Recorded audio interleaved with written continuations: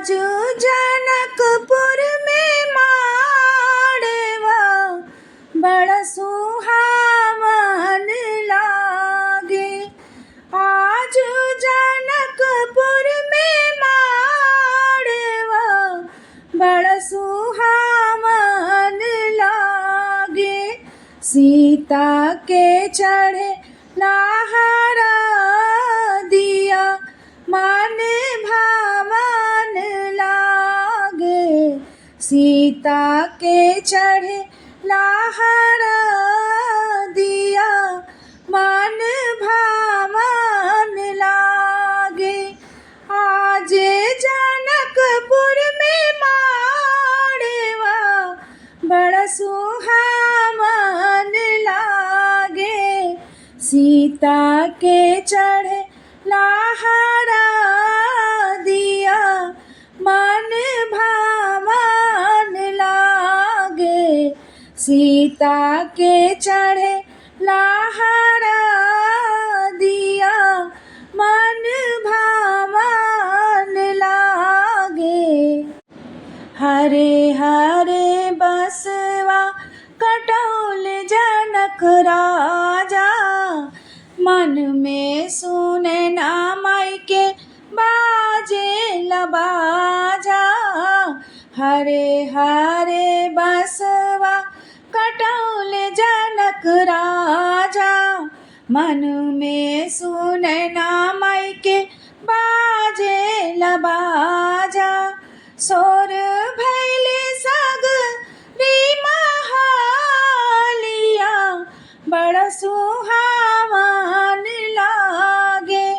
शोर भैले सगरी महालिया बड़ा सुहावन लागे। सीता के चढ़े लहरा दिया मन भावन लागे। सीता के चढ़े लहरा दिया मन भावन लागे। आज जनकपुर में माड़वा बड़ा सुहावन लागे। आज जनकपुर में माड़वा बड़ा सुहावन लागे।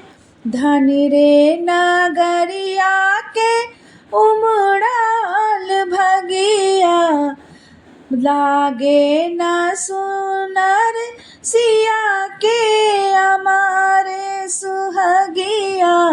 धन रे नगरिया के उमड़ल भगिया, लागे न सुनर सिया के अमर सुहगिया। चौक पुराले आंगना बड़ा पावन लागे। चौक पुराले आंगना बड़ा पावन लागे। सीता के चढ़ेला हरा दिया मन भावन लागे। सीता के चढ़ेला हरा दिया मन भावन लागे। आँख के पुतरिया जे भेजी है नगरिया, धरती दरके जई है गिरी है बिजुरिया। आँख के पुतरिया जे भेजी है नगरिया, धरती दरके जई है गिरी है बिजुरिया। झर झर बर से नयनवा जैसे सावन लागे। झर झर बर से नयनवा जैसे सावन लागे। सी सीता के चढ़े लहरा दिया मन भावन लागे। आज जनकपुर में माड़वा बड़ा सुहावन लागे। आज जनकपुर में माड़वा बड़ा सुहावन लागे। सीता के चढ़ेला हरा दिया मन भावन लागे।